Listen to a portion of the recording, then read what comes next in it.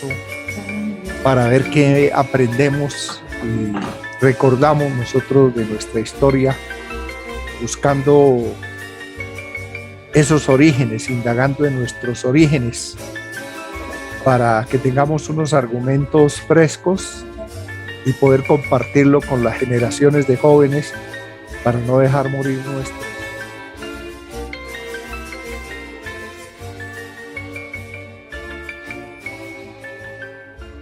De saber, de conocer este tipo de esfuerzos y de iniciativas que se hacen en cómo apreciamos nuestro propio patrimonio. Es decir, ven que, por ejemplo, la primera es la priorización de los referentes foráneos para la valoración local. Eso es algo que ha sucedido casi siempre y por eso pongo incluso la fotografía de abajo. Nosotros tenemos nuestras iglesias de doctrina, nuestras iglesias que conformaron esos pueblos de indios progresivamente hasta llegar a su conversión. Entonces por eso aparece ese espacio exterior que es la anteiglesia o la antecapilla o el soportal, que en principio incluso los mismos españoles, incluso el mismo Luis Enríquez piensa que es algo para resguardar la puerta del agua.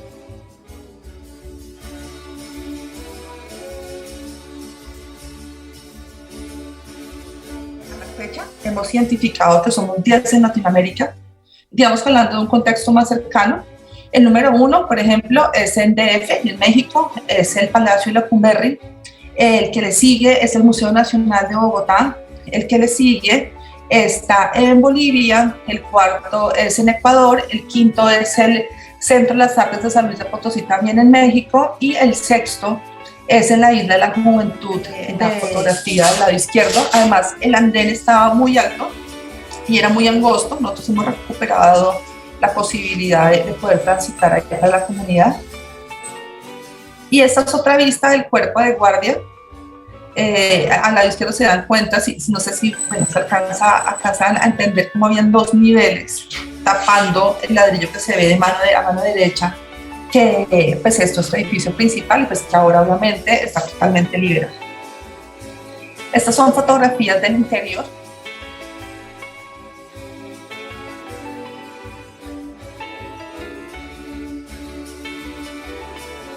Que Fray Francisco López genera una primera fundación eclesiástica para este territorio y en 1556 él considera que se da esa fundación en la ciudad de Vitaba. Sin embargo, cuando nos acercamos, había una zona donde los obreros comenzaron también a hacer sus casas, los mandos medios, algunos ingenieros, que es como esa calle que está enseguida del parque, que es la carrera de arriba, que hoy en día está en Tren Nou, y esas casitas que tienen una tipología muy uniforme, digámoslo así, que están frente al nuevo centro comercial, el que están inaugurando por estos días. Nos acercamos de los escritos que habían. Entonces, pero yo hacía la siguiente reflexión, o él mismo la hace ver, y es cómo también es una acción política que viene desde España para poder dominar los indios, porque los pobladores de acá, porque para ellos era muy difícil controlarlos si vivían en la quebrada, en el monte, en todos lados. Entonces esto de urbanizar las ciudades es una política también para poder dominarlos.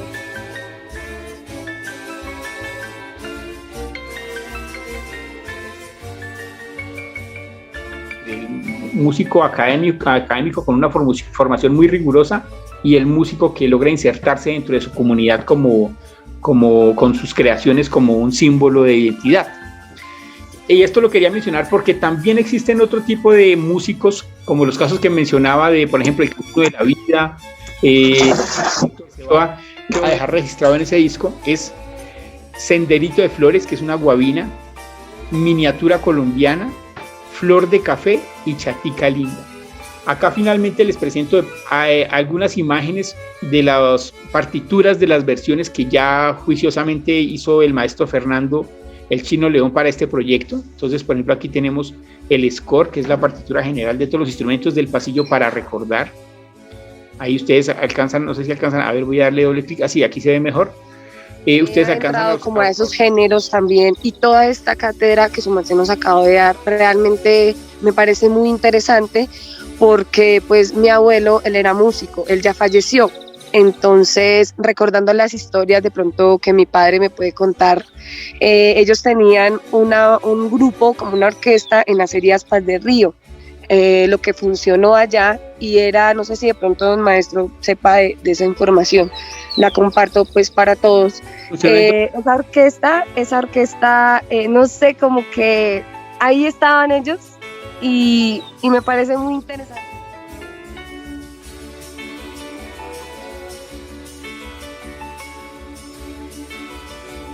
Han sido declarados por el departamento con un legado de historia y de paisaje y de arquitectura en sus términos estéticos, simbólicos e históricos, que no se le ha dado la importancia.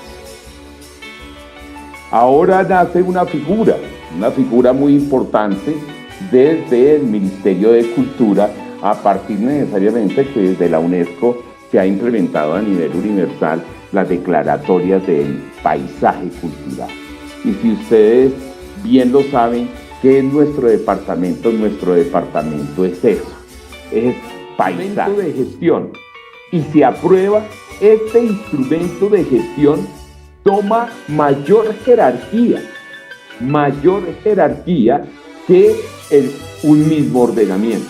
No debería existir esa figura, pero el patrimonio, en este caso, natural y cultural, que es un elemento que se está exponiendo como paisaje cultural el día de hoy, tomaría una relevancia mayor como patrimonio, cuando se defina su plan. Aquí nos toca hacer un esfuerzo de hacer una comunión con la comunidad y reflexionar con ellos cómo es que ellos ven su territorio, cómo podemos volver parte de su vida ese patrimonio y volverlo vigente. La gracia del santuario, la Candelaria y San Exeomo es que cuando uno iba allá estaba todavía el convento y le vendían uno al desayuno. ¿Y quiénes cuidaban el patrimonio? Pues la gente que estaba trabajando y viviendo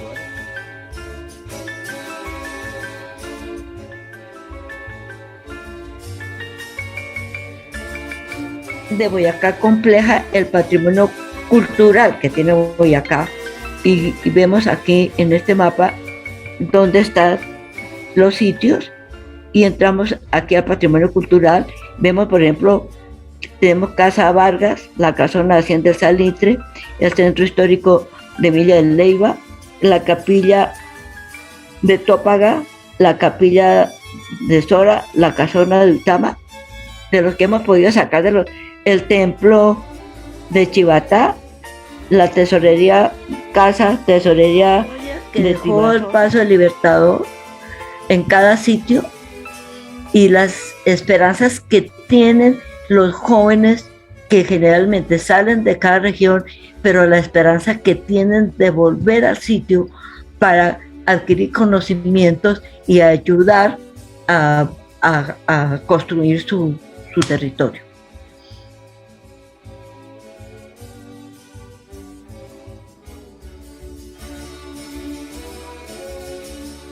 Los doctrineros.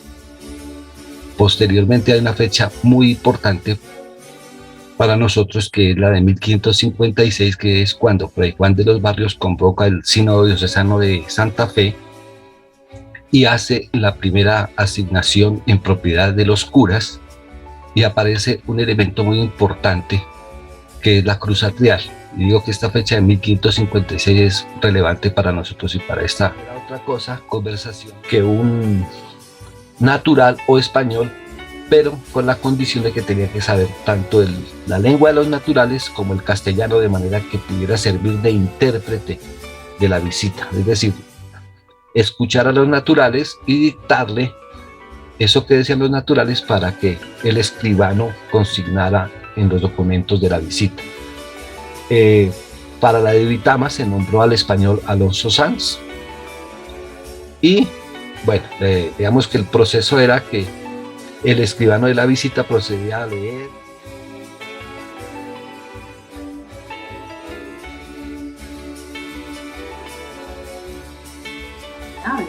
Entonces, por ejemplo, a un colombiano le puede poner un sancocho de gallina en la mesa y nos vamos a sentir plenamente identificados, y así dependiendo de las diferentes regiones. Esto es súper importante porque esto es una de las mayores afectaciones que tiene el patrimonio gastronómico en torno a su supervivencia. Este es un ámbito de conocimientos por excelencia, más no exclusivo, del saber femenino, sino como Colombia realmente no se había realizado. Entonces, desde la perspectiva institucional, porque otra cosa es el ámbito doméstico, pero desde lo institucional nosotros teníamos muy poca información sobre la cocina colombiana. Pocos grupos de investigación, poca divulgación, información es importante porque la hay, pero dispersa, segmentada y de difícil acceso, y muy pocos inventarios. Entonces, eso nos llevaba a un proceso complejo de desconocimiento de nuestra cultura y muchas veces a tildarlo de exótico, porque como no lo conocemos, nos parece raro, pero es que si es propio, exótico no puede ser. Entonces,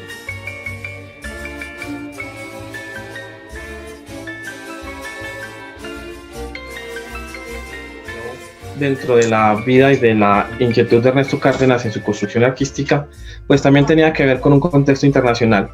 Y sin querer irnos como a una comparación tajante, había referentes que entonces lo inquietaban y que hasta los últimos días de su existencia lo seguían motivando.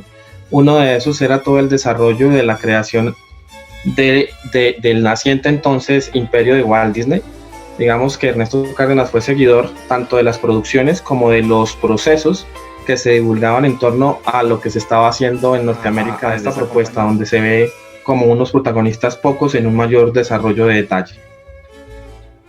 Siguiente. Aquí una de estas escenas con un cuadro de un formato mayor donde la música vuelve a ser protagonista y donde las caras de los personajes buscan acercarse a lo que él tenía por los boyacenses que conocía y que conoció, y de los cuales sabía mucho, ¿no? Entonces creo que frente a una imagen de este corte no hay duda ni de quién es el autor ni de qué nos está hablando, y eso es lo que hace como transparente todo el mensaje y el ejercicio de la obra de Ernesto Cárdenas, y que realmente la hace como un poco fácil de apropiar, ¿no?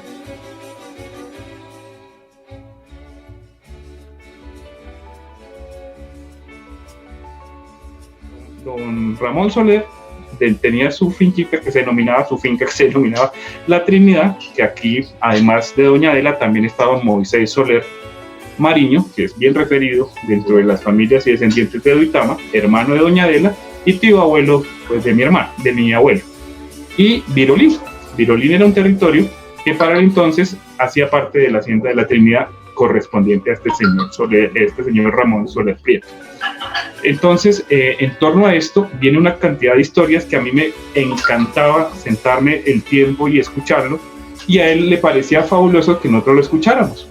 Entonces, mucho de lo que nosotros tuvimos la fortuna de escuchar, no mucha gente lo supo, no mucha gente lo escuchó, pues porque nosotros éramos unos niños que éramos su auditorio en un momento en que él estaba realmente disfrutando y haciendo lo que le gustaba, y era reflejar su memoria, su historia y sus cosas en un auditorio que no tenía prejuicio ni ningún tipo de juzgo latinoamericano.